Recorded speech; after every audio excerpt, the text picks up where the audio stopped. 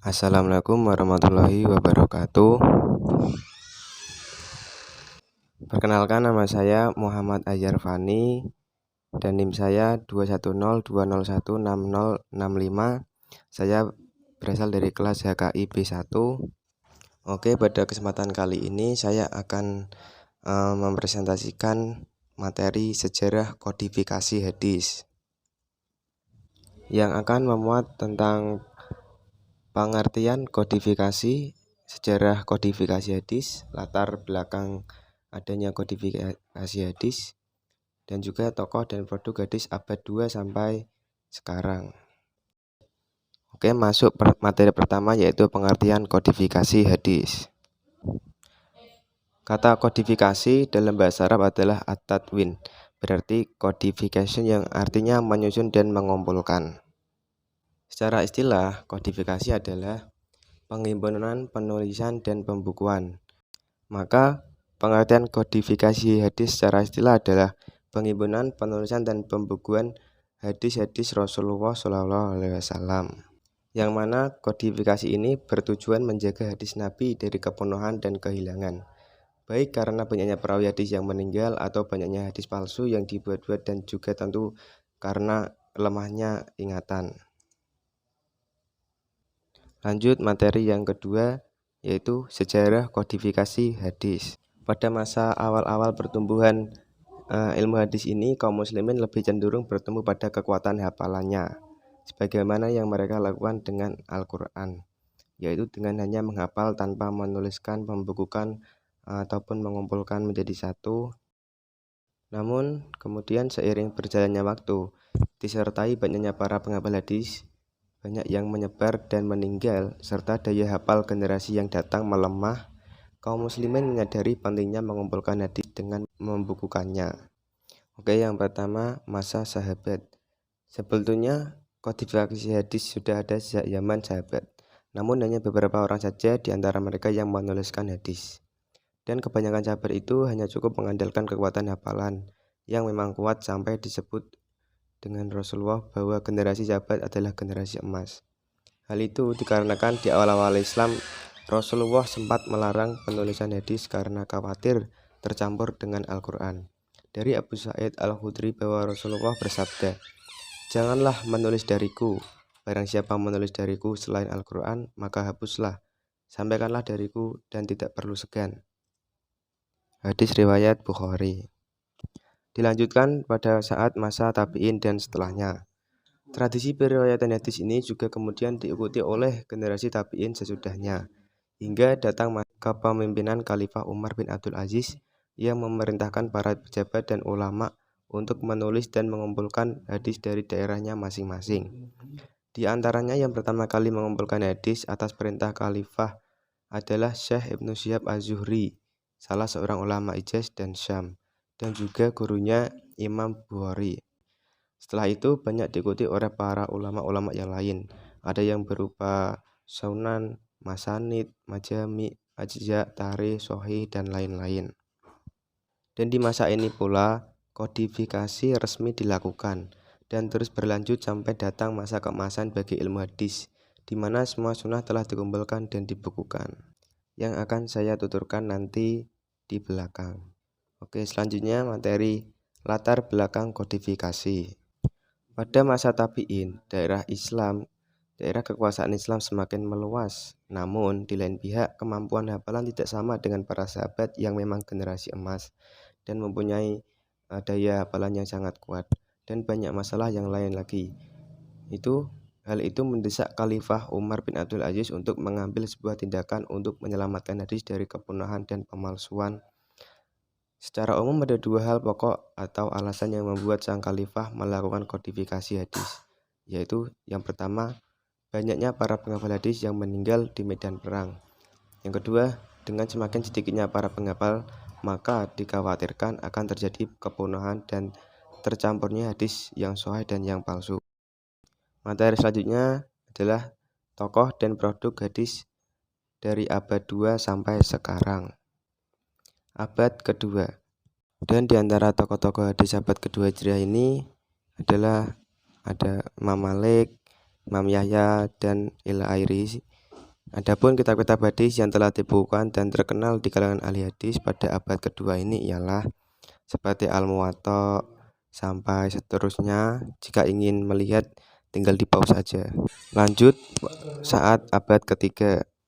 Abad ketiga Hijriah ini merupakan puncak usaha pembukuan hadis, yaitu masa keemasan. Ulama hadis yang muncul pada abad ini digelari muqaddimin.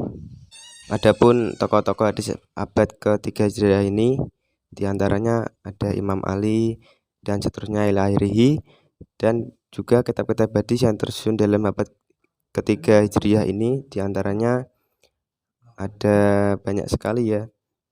Jika teman-teman ingin melihatnya bisa di pause karena saya nggak mungkin menuturkannya. Dan di abad ketiga Hijriah ini tersusunlah kitab hadis dalam 3 macam, yaitu kitab-kitab sahih, ialah kitab-kitab yang penyusunannya tidak memasukkan ke dalamnya selain hadis-hadis yang sahih saja. Yang kedua, kitab-kitab sunan, ialah kitab-kitab yang penulisnya tidak dimasukkan ke dalam hadis-hadis yang mungkar dan yang sepertinya.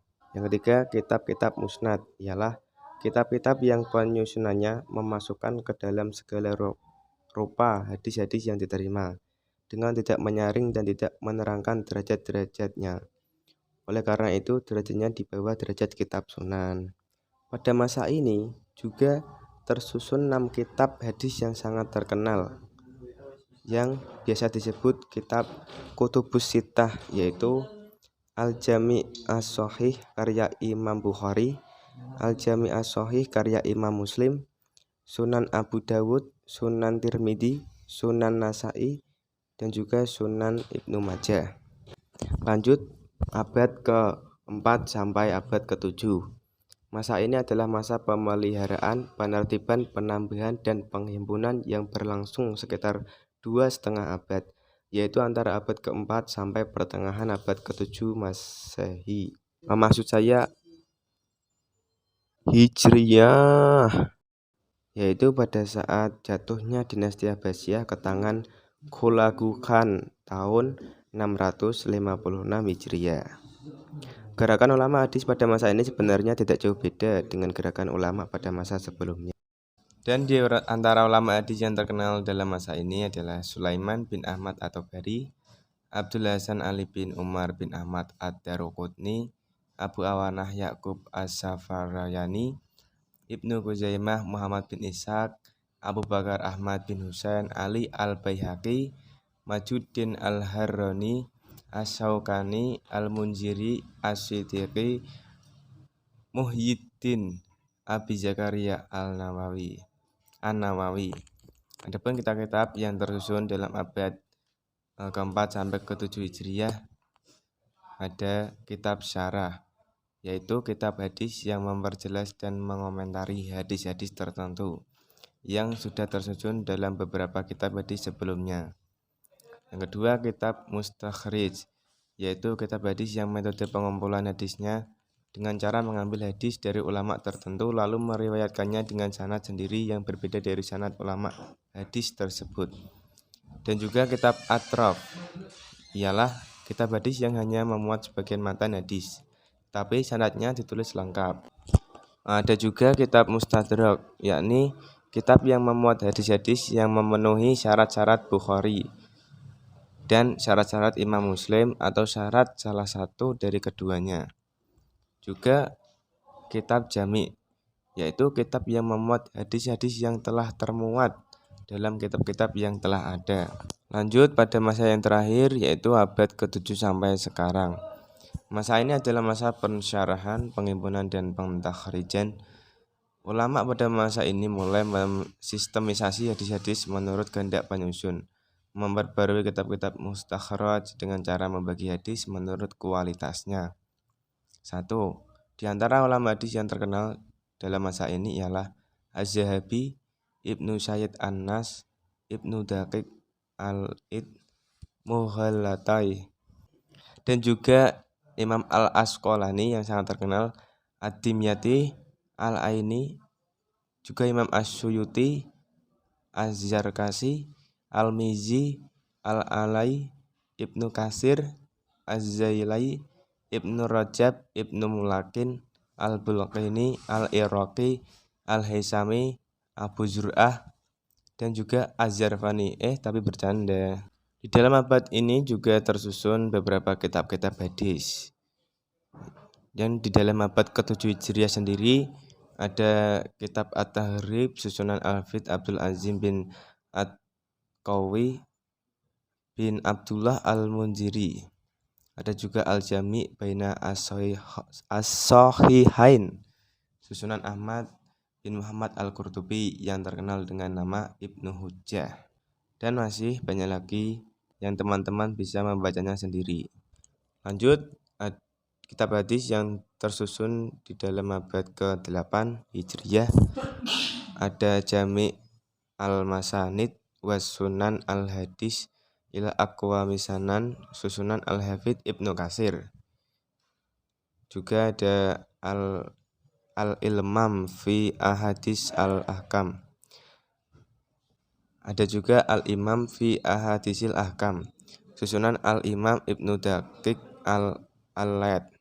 Kitab ini telah disyarahkan oleh penulisnya dalam kitabnya Al-Imam. Lanjut, kitab hadis yang disusun dalam abad ke-10 Hijriah.